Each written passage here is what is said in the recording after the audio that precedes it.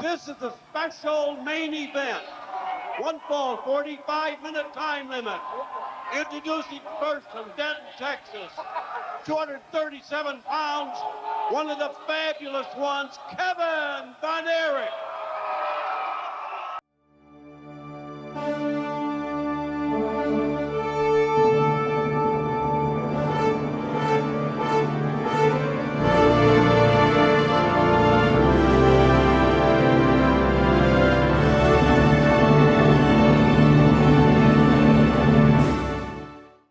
Kevin Ross Atkinson was born May 15, 1957 in Belleville, Illinois, the second son to Jack and Doris Atkinson. Jack and Doris were originally from Texas, but with Jack traveling the country as one of the most successful professional wrestlers of the time using the name Fritz Von Erich, it was something of a crapshoot as to where Kevin would be born. As the old saying goes, Kevin wasn't born in Texas, but he got here as fast as he could. Kevin's life would take a turn when he was 2 months shy of his second birthday, and with younger brother David just over 6 months old. Kevin's brother Jack, who was 5 years older, was killed in an accident on the family farm in Niagara Falls, New York. Kevin was too young to remember much about what happened, years later saying all he knew was one day Jackie wasn't there to play with anymore. The loss of their first son devastated Jack and Doris. Just over a year later, after the birth of another son named Kerry, Fritz decided to move the family back to Texas so they would be closer to family as he traveled to country wrestling. Another brother was born in 1964 when Mike joined the family, prompting Fritz to consider semi-retirement from wrestling so he could stay closer to his wife and children. With a plan to move to Corpus Christi and take over a fishing business, Fritz came into Dallas to wrestle for a month or so to save up some extra money. It was then that an opportunity was presented to change the future for Kevin and his brothers. Fritz was offered a chance to buy into the Dallas territory of the National Wrestling Alliance. Seeing it as something he couldn't pass up, Fritz scrapped the idea of moving to Corpus Christi and stayed in pro wrestling. In January 1969, Fritz's partner Ed McLemore died of a heart attack, leaving Fritz as the sole owner of the Dallas territory. That September, the family was rounded out with the last son born to Jack and Doris, Kevin's youngest brother, Chris. All of the Atkinson boys were good athletes, and growing up in Texas, they spent a lot of time hunting, fishing, and swimming, along with doing workouts their father designed. While they all did well in various athletic competitions, each brother found his niche in a particular sport, with none of them planning on having a pro wrestling career. For Kevin, that particular sport was football. Kevin attended Lake Dallas High School, where he not only had a brilliant high school football career, but it was the first time he met a girl named Pamela May, though their story wouldn't really start for a few years. As a football player at Lake Dallas, Kevin earned all-district and all-area honors as a running back, second-team all-district as a defensive end, and lettered 3 of his 4 years. After graduating in 1975, Kevin earned a scholarship to North Texas State University, which at the time was best known for its alumnus Mean Joe Green of the Pittsburgh Steelers. Kevin had dreams of playing in the National Football League like Joe Green, but like most other freshmen, he spent most of his first year at North Texas on head coach Heyman Fry's bench, waiting for his opportunity. While waiting for the chance to prove himself on the football field, Kevin did as most other college students and found a summer job to earn a little money. While most students worked in factories or at restaurants, well, Kevin knew a guy. Already familiar with wrestling fans who knew him as the eldest son of Fritz Von Erich, Kevin Atkinson officially became Kevin Von Erich when he made his debut in his father's promotion on August 2, 1976, at Northside Coliseum in Fort Worth. Kevin took the win in his first match against Paul Hirschman, who would later be better known as Buddy Rose. Kevin later said he never saw his debut as the beginning of a pro wrestling career. Kevin thought of it as a summer job. That was reflected in the fact Kevin only had 2 matches in 1976. Kevin also had a win over Paul Hirschman at the Sportatorium on August 10th, before he went back to college that autumn. Unfortunately, returning to North Texas was not the next step toward an NFL career. While Kevin did not get much playing time as a running back, he did play on special teams. Kevin suffered a significant injury, tearing his ACL recovering the ball on a kickoff. Wanting to get back on the field to prove himself, Kevin rushed his recovery, which put excessive pressure on his knee, leading to season-ending knee surgery midway through his sophomore year at North Texas. With half his college career behind him and little to show for it, coupled with the fact his injuries left him unable to play at a high level, Kevin was forced to leave his football career behind. Kevin finished his sophomore year at North Texas, but by the fall of 1977, he turned to a full-time career in pro wrestling. Kevin's decision may have been made easier as he was not going into pro wrestling alone. Younger brother David, who was also attending North Texas State on a basketball scholarship, chose to leave school and began his wrestling career in the summer of 1977. By the time Kevin had his third career match, David already had more in-ring experience and had even wrestled NWA World Champion Harley Race to a TV time limit draw. It wouldn't take Kevin long to catch up. Primarily concentrating on tag matches with David and Fritz, Kevin did ease into his new career and began traveling a little with matches in Detroit and nearby Tri-State Wrestling. Kevin took his first loss on September 29, 1977 in Amarillo, when he and Fritz lost by countout to Dory Funk Jr. and Terry Funk. By the time 1978 rolled around, Kevin was on a regular schedule in the Dallas territory, and on April 4, 1978, Kevin and David defeated Killer Tim Brooks and Leroy Brown for the Texas Tag Team Championship, the first championship for both of the brothers. Kevin also entered into what was his first feud, though there really wasn't much to it. Simply being the son of Fritz von Erich meant Kevin was also involved in his father's long-standing feuds with the likes of Gary Hart, but in early May of 1978, some friction began with Austin Idol. After Kevin defeated Idol at Will Rogers Memorial Coliseum in Fort Worth, Idol demanded a rematch with the stipulation that if Kevin lost, he would have to shave his head. If Idol lost, he would leave the territory. The match was quickly set up, and on May 29th at Will Rogers, Kevin defeated Idol again, sending Idol out of the territory. Now, the fact of the matter is, Idol had voiced some complaints about pay and was leaving anyway. The loser leaves town stipulation was just a quick fix to explain his sudden absence. But it was technically Kevin's first solo feud, and the first of a few matches centered on hair. Before the end of 1978, Kevin and David also captured the American Tag Team Championship, and Kevin took his first singles title, defeating Verzer Brody in a no disqualification match on Christmas Day to win the American Heavyweight Championship. Younger brother Kerry also made his in-ring debut, though he would only wrestle sporadically, as he was still attending the University of Houston. Aside from some trips to St. Louis, Kevin stayed in Texas, though it did involve working in both Southwest Championship Wrestling and Western States, as well as Dallas. Once 1979 rolled around, with Kevin and David already drawing attention from the powers that be in the National Wrestling Alliance as potential future world champions, the Von Erichs looked to broaden their base and gain more experience. After Kevin and David dropped the American Tag Team Championship to Mark Lewin and the Spoiler, and Kevin had his first shot at NWA World Champion Harley Race, which ended in a Von Erich DQ win, they went on their first tour of Japan in May 1979. Japan gave Kevin and David valuable experience and also gave them a chance to face new, younger talent. While the Dallas territory in the late 1970s had a few younger wrestlers, most of the roster consisted of older talent like Armand Hussein and Killer Carl Krupp. Kevin and David were only in Japan about 3 weeks that first time, but faced off against good young talent like Takashi Ishikawa and Jumbo Tsuruta, as well as other top stars like Giant Baba. The brothers also faced Great Kojika and Motoshi Okuma for the All-Asia Tag Team Championship, but failed to take the title in the best 2 out of 3 falls match. Returning to the States in the middle of June 1979, Kevin had successful stints in St. Louis and Western States, along with appearances in Dallas through the summer.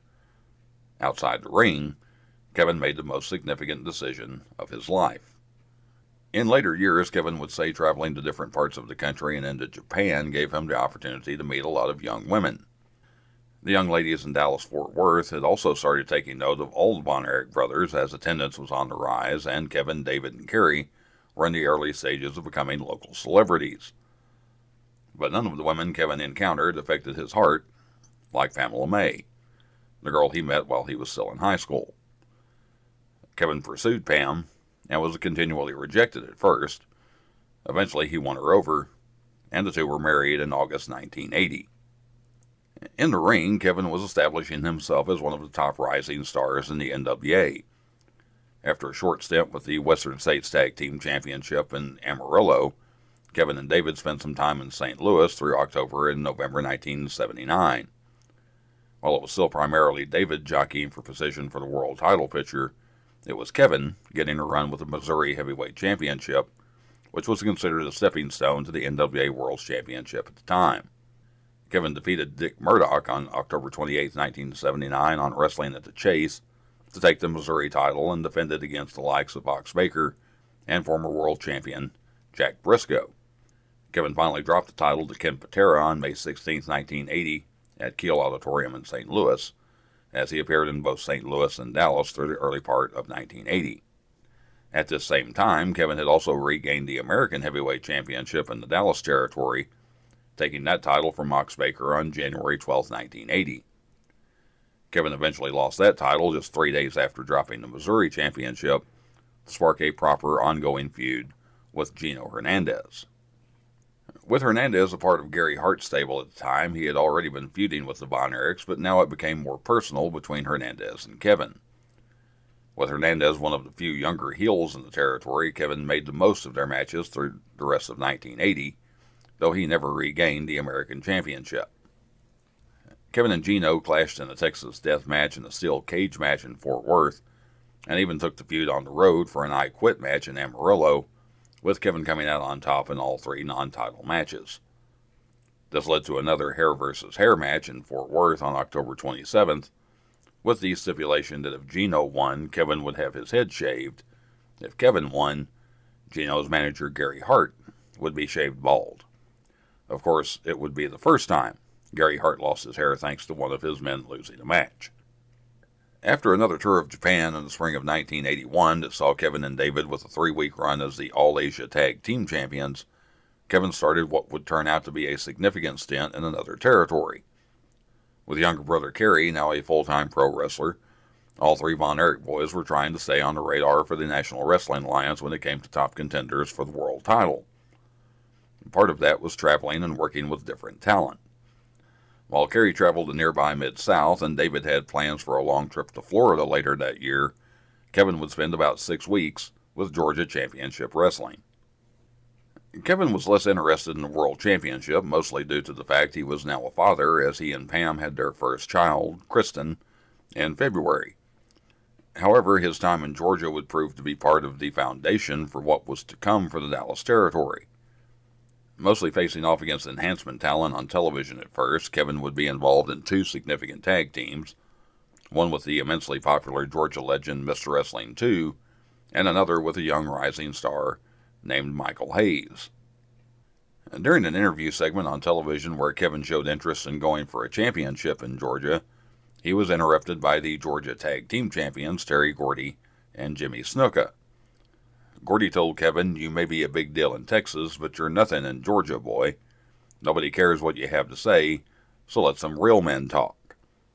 This might have been a mistimed confrontation intended to start something between Kevin and the Georgia Tag Champions, but slowly cut things off as they had to go to commercial, and things were left at that. The next week, Kevin was again talking about championships when Gordy and Snuka came out and essentially did the same thing.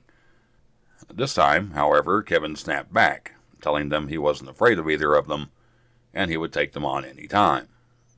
Kevin partnered with Michael Hayes, who was in the midst of a feud with his former fabulous Freebird tag team partner, Terry Gordy. With the Georgia tag titles on the line, Gordy and Snuka defended against Von Erich and Hayes on September 12, 1981 at the Omni in Atlanta, a match that marked the first time Kevin applied the Iron Claw to Terry Gordy's head. It certainly wouldn't be the last. It looked like Kevin and Hayes were set to take the tag title after a Hayes piledriver left Gordy motionless in the ring.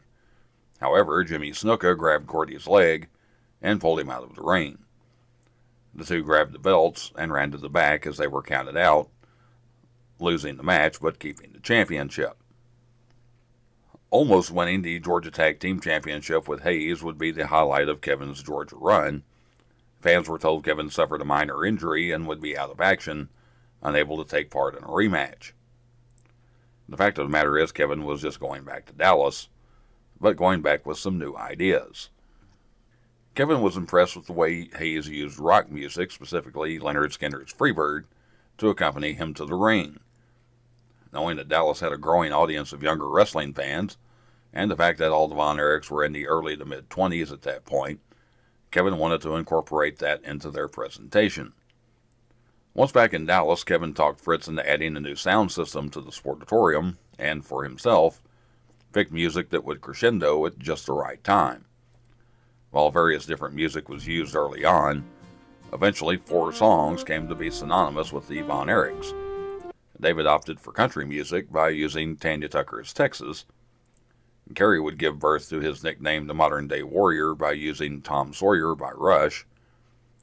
Kevin took on Ted Nugent's Stranglehold for his entrance. And when ZZ Top's LaGrange filled the air, all 3 of the Von Erichs were coming to the ring for a 6-man tag match. Incorporating music into the Dallas territory turned into one of the longest-lasting, most memorable visuals of the 1980s. The timing of introducing music to Dallas wrestling couldn't have been much better. As 1981 became 1982, big changes were on the horizon, even if nobody could see all of them coming. With Kevin and Kerry back in Dallas, David began a 7-month run in Florida in December, working as a heel aligned with Dory Funk Jr. Kevin joined David for a house show in Florida, making one of his scant few heel appearances as they challenged Jack and Jerry Briscoe for the North American Tag Team Championship. That match ended in a double countout. Back in Dallas, babyface Kevin continued to battle Gary Hart's stable with a new twist. Von Erich ally Big Daddy Bundy turned on his mentor Fritz Von Erich and aligned with Hart, changing his name to King Kong Bundy. It was all part of Kevin's father, Fritz, wrapping up his legendary in-ring career, as Bundy would be the final dragon he slayed. It was all taking place as the territory was on the cusp of exploding in popularity. Bill Mercer and Mickey Grant approached Fritz with an idea for a new flagship television show on behalf of KXTX Channel 39 in Dallas. They would have handheld cameras around the ring, getting closer to the wrestlers and the action. With Mercer as the commentator and Grant as a producer, they would show the wrestlers outside the ring with vignettes, something that had never been done in pro wrestling before. Fritz agreed, and the new show even inspired a new name for the company. The territory changed its name from the generic Dallas Big Time Wrestling to World Class Championship Wrestling. It also meant a new logo, featuring a picture of Kevin putting the Iron Claw on Genichiro Tenryu. It was also around this time Kevin began what would be a signature look in the ring. Said to have started as a joke involving hidden wrestling boots, Kevin started wrestling barefoot. However it was a natural transition for the outdoorsman who rarely liked wearing shoes, even outside the ring. With Kevin and his brothers legitimate stars in their own right, Fritz announced his retirement from the ring. His final match would be at the Star Wars Super Bowl of Wrestling on June 4, 1982, at Texas Stadium, as he challenged King Kong Bundy for the American Heavyweight Championship. And Kevin appeared on the card, tagging with David in his first match back after returning from Florida. They took on the Great Kabuki and the Magic Dragon for the All-Asia Tag Team Championship, losing the match by disqualification when David threw Magic Dragon over the top rope. Being the first big card for the territory after the name change, the tag match helped highlight the new look of World Class and the camera angles fans had never seen before. Fans also got an up-close look at Kerry's victory over Harley Race to be the #1 contender for the World Championship, as well as Fritz Von Erich's victory over King Kong Bundy to retire as the American Heavyweight Champion. Fans were told the National Wrestling Alliance stepped in and gave the belt back to Bundy, though Fritz's reign would be recognized as being 1 day, citing a rule that a champion can't retire without defending the belt at least once. This set Kevin up for a direct feud with Bundy as the eldest son tried to take back what the father lost. Kevin would fulfill that destiny, but not before he took a few other things from Bundy. First, Kevin took King Kong's hair in a hair versus hair match in San Antonio, giving Bundy the look he kept the rest of his life. Kevin teamed with Kerry to defeat Bundy and tag partner Bugsy McGraw for the American Tag Team Championship in Fort Worth on July 5th, giving Kevin his second run with that title. Finally, after several failed attempts through the summer, Kevin defeated Bundy for the American Heavyweight Championship on September 6, 1982 in Fort Worth to bring the territory's primary title back to the Von Erichs, as the territory was on the cusp of its most successful run. At the 1982 Christmas Star Wars at Reunion Arena in Dallas, Kevin's feud with King Kong Bundy came to an end as he defended the American Heavyweight Championship against Bundy for the last time. Kevin won the match by disqualification when Bundy threw Kevin over the top rope, but it wouldn't be the battle between Bundy's brawn and Kevin's agility that fans would remember. That same night, Kevin was the only active Von Erich not directly involved in the situation that changed wrestling history and helped catapult the territory into the hottest thing going. Michael Hayes and Terry Gordy had come into Dallas as fan favorites. Fans were not told anything about Kevin working with Hayes and against Gordy in Georgia, and instead the Freebirds were presented as friends of Kevin's brother David from Florida. Gordy and Hayes had also been joined by the third Freebird, Buddy Roberts. David had defended his Texas Heavyweight Championship against Bill Irwin at Christmas Star Wars, but that was not David's only match that night. When Roberts was unable to make it to Dallas due to travel problems, David stepped in for the Freebird to tag with Hayes and Gordy in their match to crown the inaugural World Six-Man Tag Team Champions. David not only helped them win the match, but he gained the winning pinfall. Later that night, Kerry faced NWA World Champion Ric Flair in a steel cage match with the title on the line. Through a fan vote, Hayes had been selected to serve as a special referee in the match alongside David Manning. Gordy also stood outside the cage as the keeper of the key. After several altercations with Manning, Kerry, and Flair, Hayes decided to leave the ring as Gordy opened the cage door. As Kerry stopped him to talk to him in the doorway, Flair ran up and hit Kerry in the back with a knee, pushing Kerry into Hayes, who fell to the Reunion Arena floor. As Kerry looked out to check on Hayes, Gordy slammed the cage door on Kerry's head. Oh, Kerry Butter hit in the head with a cage door! It was the beginning of one of the biggest feuds in pro wrestling history, the Von Erichs versus the Freebirds. That feud was the centerpiece of the action in World Class, making 1983 arguably the territory's most successful year. While other younger talent came into Dallas like Iceman King Parsons and Chris Adams, the Von Erichs versus the Freebirds was the driving force of the popularity of World Class. Kevin was obviously a huge part of the feud, and just 3 weeks after Christmas Star Wars was part of the first big match in the rivalry as he dropped the American Heavyweight Championship to Terry Gordy on January 21st at the Sportatorium. February was filled with Texas Tornado and Lumberjack matches between various combinations of the Von Erichs and Freebirds, leading into March when Kevin regained the American title from Gordy. While the World Six-Man Tag Team Championship was obviously at the core of the feud, with Kevin, David, and Kerry falling short of taking the title in their first attempt, Kevin would have a brush with history in a match against world champion Ric Flair.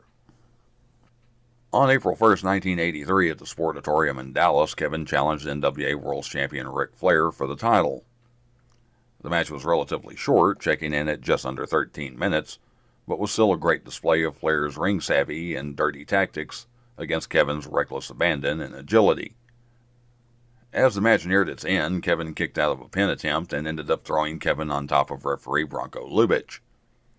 When Flair tried to drop an elbow on Kevin, Von Erich moved, and Flair landed on Bronco, putting him out of commission for a short time.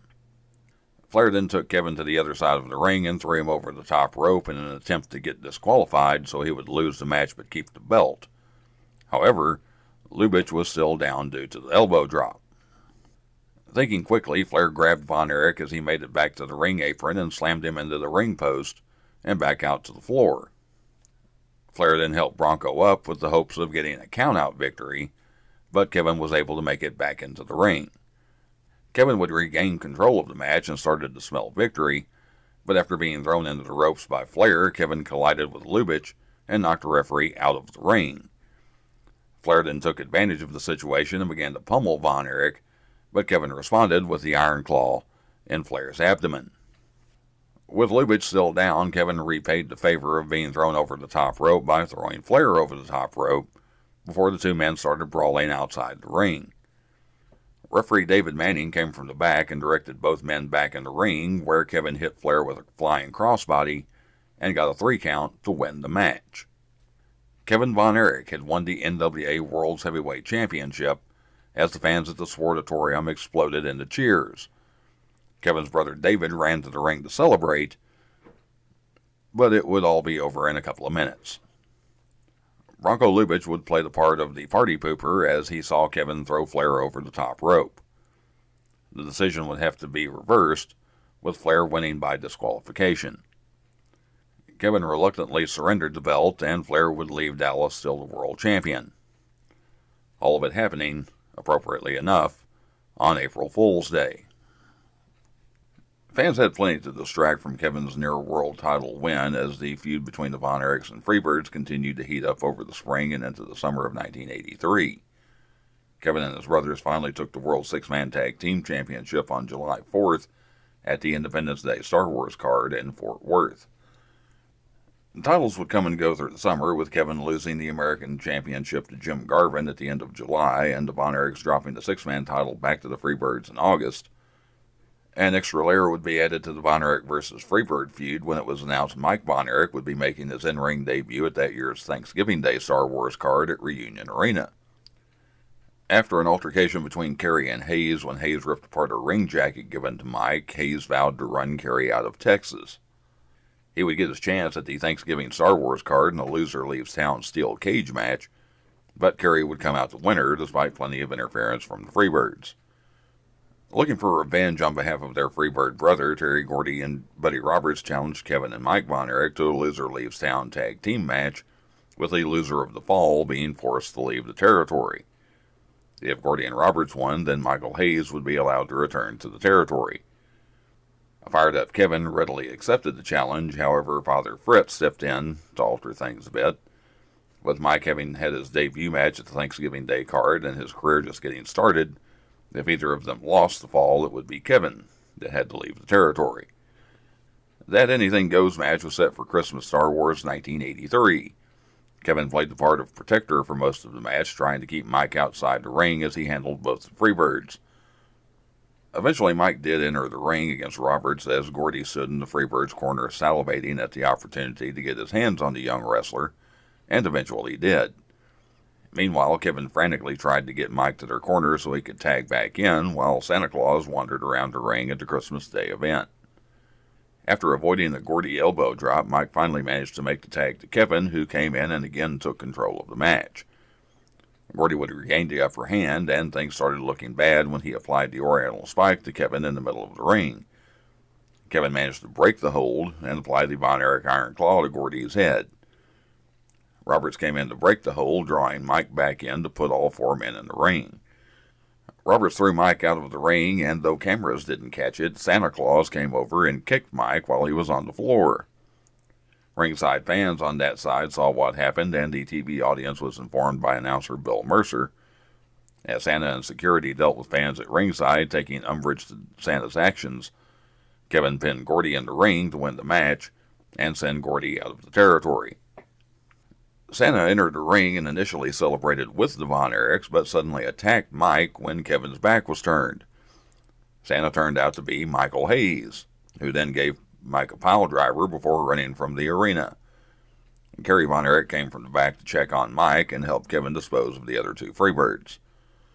For any other rivalry in any other territory, a loser leaves match spells the end of the feud. The way this loser leaves match played out, it was clear the feud between the Von Erichs and the Freebirds was only on pause. In reality, Hayes took some time off before he and Gordy went on an extended tour of Japan, and the loser leaves matches were in place to explain their absence. Meanwhile, in World Class, primary attention shifted from the six-man title to David and his quest for the NWA World Championship.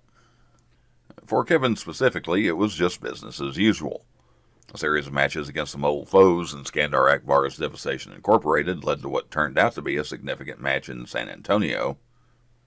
On January 15, 1984, Kevin, David, and Kerry Von Erich defeated Kamala and the Super Destroyers No. 1 and No. 2 in a six-man match.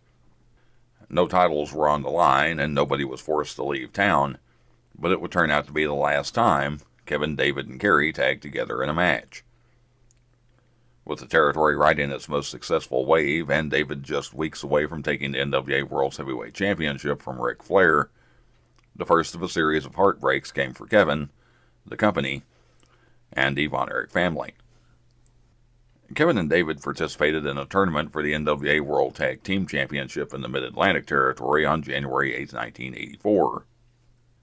David was not looking his best, and protective older brother Kevin handled the bulk of the work in their two matches, losing to eventual tournament winners Bob Orton Jr. and Don Kernodle in their second match. Kevin later said David looked pale and sickly and was struggling to find energy. It was the first sign Kevin saw that David was not well. As David prepared to leave for a tour of Japan in early February, Kevin told him, "Don't go over to Japan and die."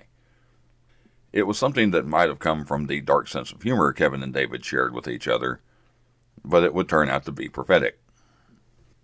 On February 10, 1984, David died in Japan before he even had a match. Bill Irwin and Bruiser Brody, who were also on tour, were among the first to find David in his hotel room. David died from acute enteritis, a fairly common affliction that typically clears up on its own, but in rare cases can become more serious. David's death devastated the entire Von Erich family, but for Kevin it was like losing a part of himself. They were the closest in age among the brothers, and Kevin couldn't remember a time when David wasn't there. Suddenly, he was gone forever. For pro wrestling, many people believed it changed the business forever.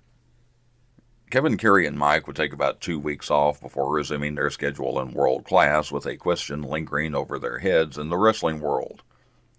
What about David's match against Ric Flair for the NWA World's Championship?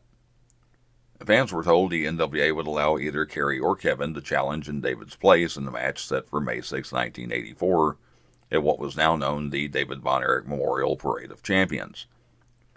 A match with the stipulation that the rule saying the title can't change hands on a disqualification is waived, meaning Flair couldn't get himself disqualified to lose the match but keep the belt. In storyline, the Von Erichs flipped a coin, and the flip was won by Kerry. Chances are that is who the NWA agreed to, and who Fritz wanted as well, as he saw Kerry as being a potential long-term champion, while Kevin was not interested in the World Champion's travel schedule. Kevin would not go into the Parade of Champions without a title on the line. Kevin and two partners would face the fabulous Freebirds, who had been allowed back into territory and were the current World Six-Man Tag Team Champions.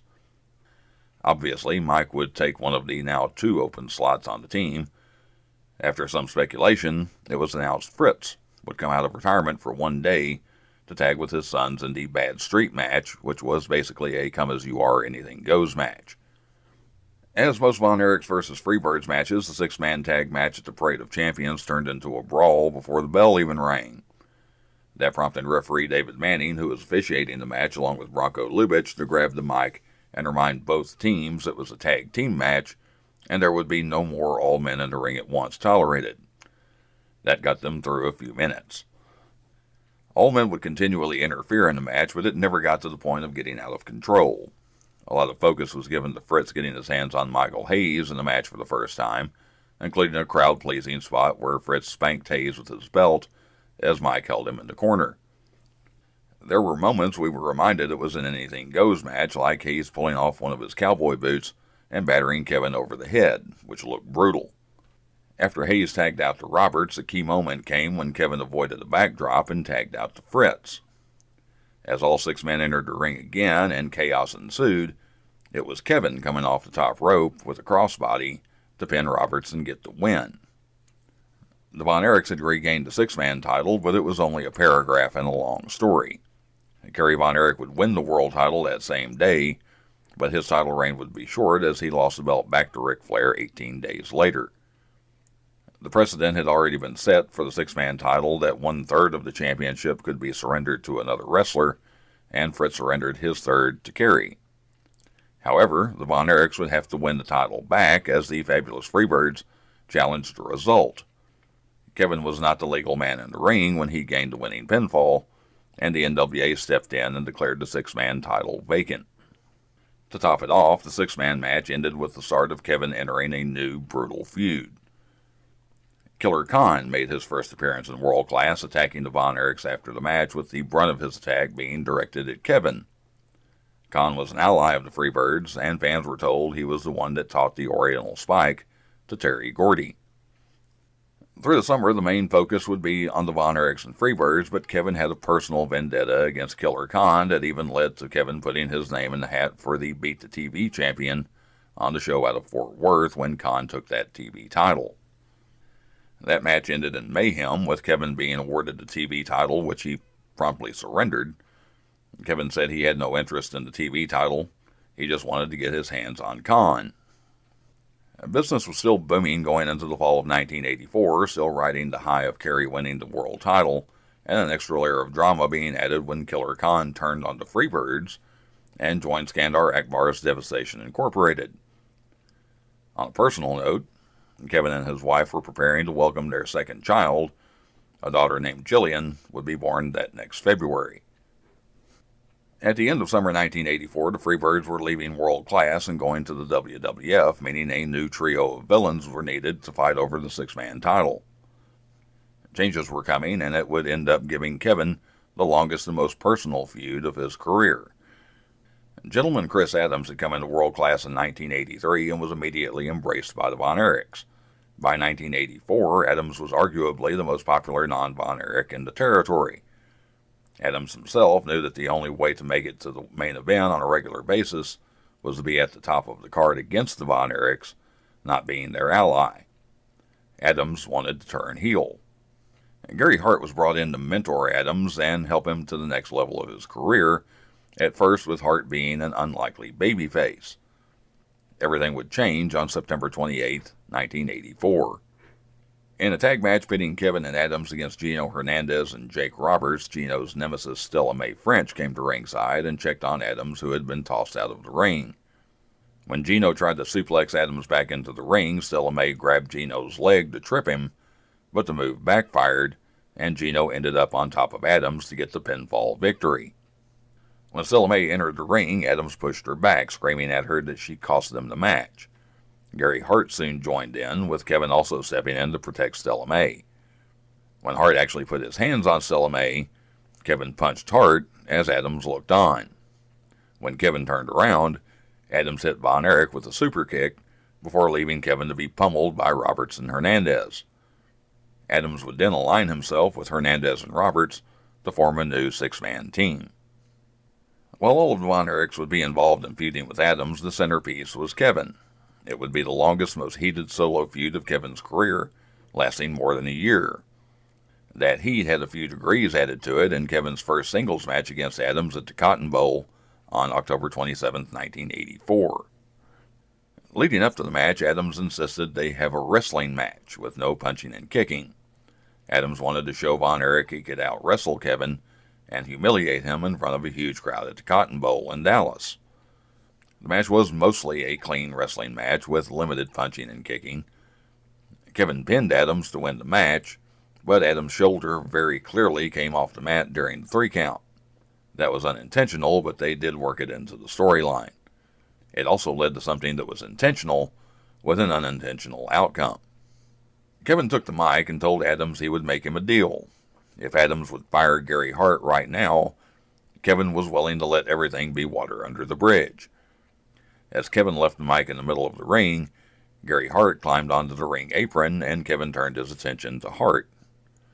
Adams then came up behind Kevin and hit him in the back of the head with a wooden chair, then placing the chair on top of Kevin and jumping up and down on it. Gary and Mike Von Erich came to the ring as Hart and Adams hurried to the back. The chair hit was planned, with Kevin telling Chris beforehand to go ahead and bring it, letting him know he wanted Adams to hit him hard.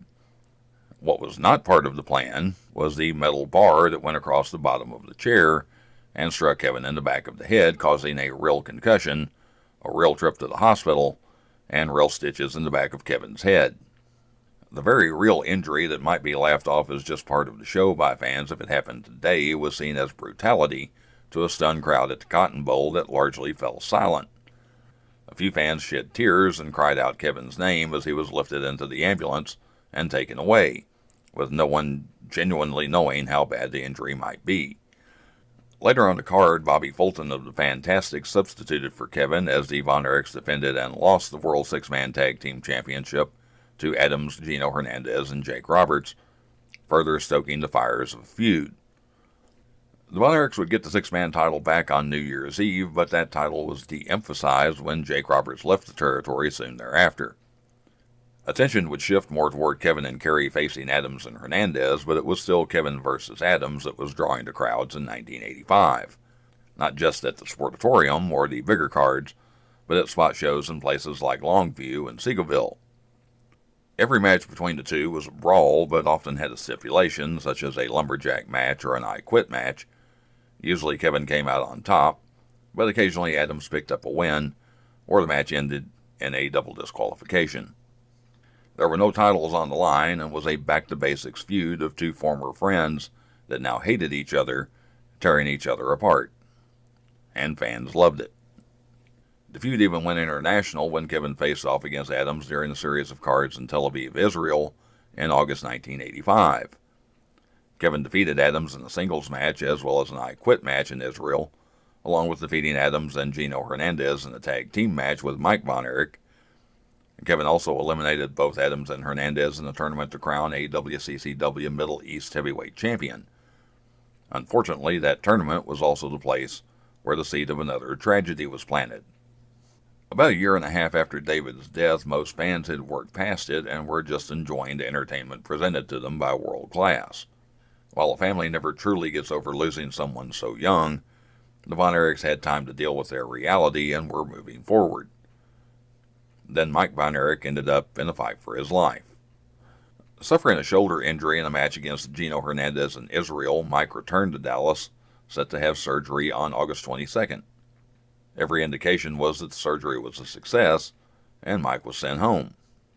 However, a few hours later, he started to run a high fever and was rushed to Baylor Medical Center, where his temperature reached an alarming 107 degrees. He was diagnosed with toxic shock syndrome, which it is believed entered his body during the surgery. Doctors did not think Mike would survive and told the family to prepare to say goodbye. Against all odds, Mike lived. Kevin would say during a press conference, "Folks, let me tell you, a miracle took place last night, just that we have Mike with us today." The doctors at Baylor said someone physically weaker than Mike would likely be dead. It was another tragedy, but one that didn't take another brother from Kevin. However, Mike looked dramatically different, having lost an incredible amount of weight in a short period of time, and a high temperature affected his brain and kidneys. For now, Mike needed to recover, and his return did not seem likely. Despite even his insistence, he would be back. Back in the ring, Kevin and Kerry tagged with family friend Brian Adias to take the World Six-Man Tag Team Championship from the Gary Hart-led team of one-man gang Mark Lewin and Jack Victory, who was subbing for an absent Tim Brooks. The feud with Chris Adams and Gino Hernandez heated up, with Kevin and Kerry taking the American Tag Team Championship from them on September 20th at the Sportatorium. All of this happening as Adams and Hernandez made a habit of clipping the hair from some of the opponents they had defeated, leading to one of the most memorable moments in world-class history. At the Cotton Bowl extravaganza on October 6, 1985, Kevin and Kerry faced Adams and Hernandez in a no-disqualification match, with the loser getting their heads shaved in the middle of the ring. Late in the match, with all four men in the ring but Kevin down on one side, Adams superkicked Kerry in the back of the head. That dazed Kerry and gave the dynamic duo enough of an advantage they threw powder in Kerry's face, temporarily blinding him. This was all legal in the Anything Goes match. Kerry was able to make it to the corner where a recovering Kevin cut off Adams. While Hernandez and Adams double-teamed Kevin, Kerry was getting the powder wiped from his eyes. When Hernandez tried to throw the powder in Kevin's face, Kevin was able to escape, and the powder went into Adams' face. That gave Kerry the opportunity to come up behind Adams and roll him up for the pin. Other wrestlers, many of whom had their hair cut by Adams and Hernandez, were surrounding the ring during the match and grabbed the duo to take them to the middle of the ring for their haircut. The first in line were the wrestlers who had their hair clipped by Adams and Hernandez, followed by Kerry and Kevin, making use of electric shears to shave Adams bald. Gino managed to break away from the wrestlers holding him and tried to escape, but he was tackled by Kevin's youngest brother, 16-year-old Chris, who was at ringside. Gino and Chris would wear masks for the next several weeks to cover their heads until their hair grew back. That Cotton Bowl show was also Mike's first public appearance since leaving the hospital, as well as the first time Dallas fans got to see cousin Lance Von Erich, the son of Fritz's brother Waldo, who was coming into the territory. Of course, it would eventually be confirmed that Lance was not actually related to the Von Erichs. Fritz came up with the idea of a cousin Lance to help take the burden off Kevin and Kerry, as only having two Von Erichs active was spreading the brothers thin. Behind the scenes, Kevin was vocally against the idea, feeling bringing in someone that was not blood-related was not only risky to the reputation they had built, but unfair to him and his brothers. It would be Lance that tagged with Kevin and Kerry at the 1985 Christmas Star Wars in a lights-out match against the fabulous Freebirds. 9 days later, Kevin, Kerry, and Brian Adias lost the World Six-Man Tag Team Championship to the Freebirds at the Sportatorium, setting things up for the new Von Erich six-man team with Lance. Kevin, Kerry, and Lance would regain the six-man title at the third David Von Erich Memorial Parade of Champions in a Lumberjacks with Straps elimination match, with Steve Simpson substituting for an injured Kevin. Before that happened, big changes came to wrestling in Dallas. Jim Crockett Jr. had, for all intents and purposes, taken over the National Wrestling Alliance. Crockett announced that the NWA World Champion would no longer be a traveling champion, and defenses would be limited to the wrestlers that worked in the Jim Crockett promotions. World Champion Ric Flair's last appearance on a World Class card was in October in Fort Worth, when he defended against Lance Von Erich. No longer having the World Champion come into town to boost ticket sales for bigger cards, Fritz decided to take a bold step and break away from the National Wrestling Alliance. In February 1986, World Class was no longer a territory, it was the World Class Wrestling Association. The American Heavyweight Champion, who at that time was Rick Rude, was recognized as the first WCWA World Champion. Years later, Kevin would say the move didn't seem to do them much good. There was something about the World Champion only coming into town a couple of times a year that made it special, and the championship lost its aura, essentially being a local title. Still, 1986 was looking like a good year for World Class, until another tragedy came to the Von Erichs. About a month after winning the six-man title at the Parade of Champions, Kerry was in a horrific motorcycle accident that severely injured his right foot. Kevin would be out of the ring for months, and for a time, it left Kevin and kayfabe cousin Lance as the only active Von Erichs. Mike would return in July, and some emphasis would be put back on the six-man title, but it was clear Kevin would be carrying the burden of being the top star in the promotion. World Class had a good 1986, but cracks were starting to show. Booker Ken Mantell left World Class and went to Bill Watts' Universal Wrestling Federation, taking some of the World Class talent with him. By the time Kevin defeated Black Bart for the WCWA World Championship at the 1986 Cotton Bowl Extravaganza, it was becoming clear fan interest was starting to fade. With a lack of villains in the territory, and on his own suggestion, real-life Von Erich family friend Brian Adias turned heel and aligned himself with Alma Drill. The Adias feud initially drew interest from fans, but as the calendar changed to 1987, World Class, and maybe even Kevin himself, crossed a threshold that was hard to come back from. Still struggling with issues from his battle with toxic shock syndrome, Mike Von Erich took his own life in April 1987. The Von Erich family was again left devastated. This time, for Kevin, it left him standing alone. Kerry was still out from his motorcycle accident, and as we know now, he eventually had to have his right foot amputated, leaving his future up in the air. Even Von Erich's kayfabe cousin was gone, as the agreement between Lance and the family came to an end. For some fans, it was all a little too much for them to stay. Attendance at the Sportatorium was still decent, but crowds in Fort Worth were down to a scant few, and spot shows were suffering too. Bigger shows like the Parade of Champions that once drew record crowds were down to 2,000 or 3,000 people. World Class would limp through 1987 with Kevin doing his best to be the face of the company as the world champion, but not much in the way of crowd-drawing competition on the other side of the ring. Ken Mantell returned to Dallas to run the outlaw promotion Wild West Wrestling, again drawing talent away from World Class right in their own backyard. In August, Kevin looked to move into semi-retirement and spend more time working in the front office of the promotion, surrendering his world championship to Al Perez. Fans were told he was unable to defend the title because of an injury. Against all odds, Kerry would return to the ring, making use of a prosthetic foot in October, though fans had no idea Kerry was wrestling with one foot. That November, Kevin and Kerry took the WCWA World Tag Team Championship, and it seemed that maybe things were starting to look up. That Christmas, a questionable decision by Fritz would turn out to be a turning point. At Christmas Star Wars 1987, Fritz was attacked by a new configuration of the Freebirds that consisted of Terry Gordy, Buddy Roberts, and Iceman King Parsons, along with their associate, the Angel of Death. It came to be known as the Fritz von Erich heart attack angle, despite the fact that nobody ever said Fritz had a heart attack or implied that he did. The angle was a simple young thugs beat up a beloved old man, but many people thought it was pushed too far over the next couple of weeks, with reports making it sound like Fritz might not survive. It left a bad taste in a lot of people's mouths, including some that worked for World Class. Fritz decided he had had enough, and was stepping away from the pro wrestling business. Ownership was split 3 ways, with 30% each going to Kevin and Kerry, and 40% sold to Ken Mantell, who then merged Wild West Wrestling with World Class. At first, it seemed to be working well.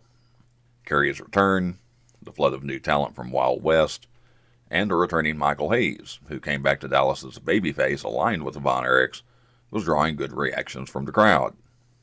To boot, Kevin's first son Ross was born in June. However, conflicts behind the scenes with Ken Mantell soured the ownership situation, and Mantell was eventually gone again. Kevin and Kerry were finding being the boss was not all it was cracked up to be, and looked to sell the company. They found a buyer in Jerry Jarrett. Jarrett merged World Class with his Memphis-based CWA, what would eventually be known as the United States Wrestling Association. While Kerry had a long feud with Jerry Lawler over the Unified World Championship, it became clear the Von Erichs were being pushed aside in favor of Memphis talent and newcomers like Steve Austin. While Jarrett had bought the territory, Kevin had kept rights to the World Class name. In late 1990, both Kevin and Kerry decided to leave the USWA. Kerry would move on to the World Wrestling Federation, while Kevin decided to try and revive World Class. Without television coverage, restarting World Class proved to be an uphill battle Kevin would lose. On November 23, 1990, World Class would officially hold its last card at the Sportatorium, with the main event being Kevin defeating the Angel of Death for the Texas Heavyweight Championship. After World Class officially folded, Kevin's career might best be described as sporadic. A brief partnership with Joe and Angelo Savaldi created International World Class Championship Wrestling, but that quickly fell flat. Kevin spent some time in Mexico working with Chris Adams, but shortly after returning to Texas, tragedy struck again. Chris, Kevin's youngest brother, who was born with several health issues, took his own life. It was the third brother Kevin lost in 7 years, and strained the relationship between his parents to the point that they divorced a few weeks later. For all intents and purposes, Kevin left wrestling after Chris died, though he did have a tryout match for the WWF in Corpus Christi, and made one appearance in Puerto Rico.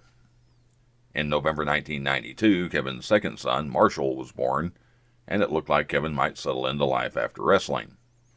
Unfortunately, another loss came soon thereafter. Kerry, who had returned to Dallas after his run in the WWF, was facing severe legal troubles on top of the constant pain he was in because of his amputated foot. In February 1993, Kerry took his own life. In an interview shortly after Kerry's death, Kevin would say the heart-wrenching line, "I used to be a big brother, now I'm not even a brother." Kevin would try to get back in the ring, having a very short stint in the Dallas-based Global Wrestling Federation before going to smaller promotions like Oklahoma-based Power Zone Wrestling Alliance. Finally, in 1994, some stability came when he went to work for Jim Crockett's NWA Dallas, which had weekly cards at the Sportatorium. In January 1995, Kevin defeated Greg Valentine for the NWA North American Heavyweight Championship, a title he lost a week later to John Hawk.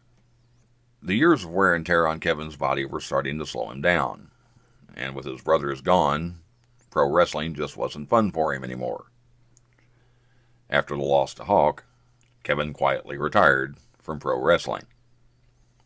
While there was some drama over the next few years, for the most part, Kevin lived a quiet life, though it's hard to say it was peaceful. Fritz was diagnosed with brain cancer and would pass away in 1997.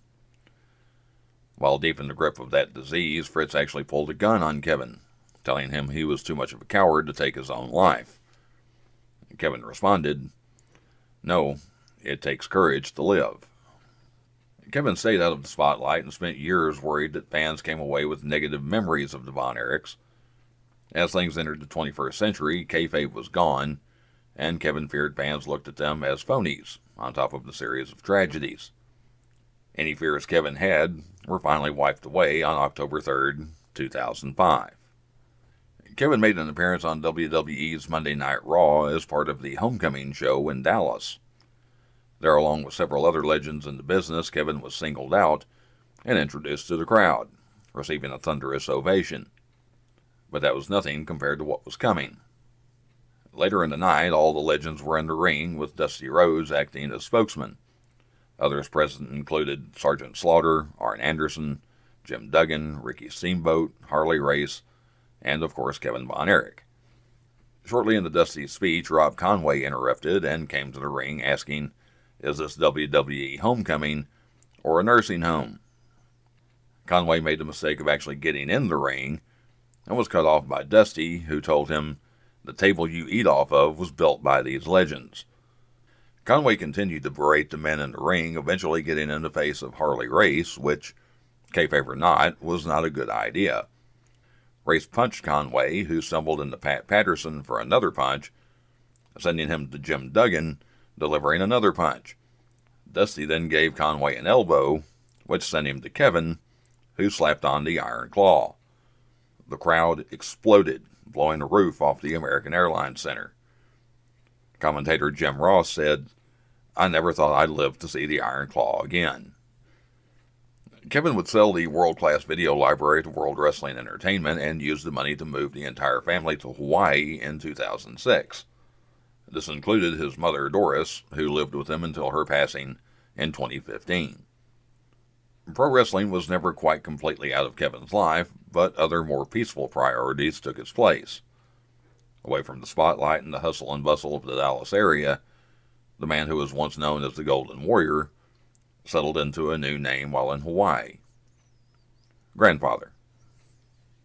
Kevin's sons Ross and Marshall went on to begin their own pro wrestling careers, but with the gentle guidance of Kevin, who made sure they were not taken advantage of or subjected to cartoonish angles, and especially not split up. Ross and Marshall, with Kevin often at ringside, had successful runs in Japan early in their career before moving on to American promotions like TNA and a long run in Major League Wrestling. It even inspired Kevin to get in the ring one more time, as he tagged with Ross and Marshall in a six-man match against Jerry Rolfe, Jumping Lee, and Marty Jannetty at a show in Tel Aviv, Israel in 2017. The Von Erichs won the match. Currently, Ross and Marshall have been signed by AEW and spend most of their time in Ring of Honor. In 2024, they teamed with Dustin Rhodes to form the Sons of Texas, taking the ROH World Six-Man Tag Team Championship. In 2023, after almost 2 decades in Hawaii, Kevin moved the family back to Texas and opened the Von Erich Ranch, a 70-acre property near Boerne, Texas that serves as a venue for events such as weddings and even pro wrestling events. In December of that same year, the feature film The Iron Claw, starring Zac Efron as Kevin, opened in theaters. While the movie took some considerable liberties with facts for the purpose of creative license, it brought attention to the Von Erich story to a whole new audience. Pro wrestling is a unique profession. There is nothing like it. That is one of the reasons some people have such a fascination with it, And at the same time, why some people hate it. The average person has never played pro sports, but they have played baseball, football, or basketball at some point in their life. The average person has never done anything like pro wrestling. That same sense of the unknown is what makes Kevin's life story so intriguing. We've all lost someone we were close to, but to lose 4 brothers in 9 years is unimaginable to most people. Kevin credits his wife Pam and his family for getting him through those years. Kevin is not the last of the Von Erichs, as he is often referred to. While we can't imagine living his life, we can be happy he has found joy and peace in his rightful place as the new patriarch of a new generation of Von Erichs. Indeed, it did take courage. And putting it in his mask. Gino has pulled something out of his tights and put it up in that mask right above his eyes on the forehead. Kevin doesn't know it and delivers a drive to the midsection. Keep your eye on Gino. 1, 2, 3. Kevin wins it anyway, and Gino's ploy doesn't work.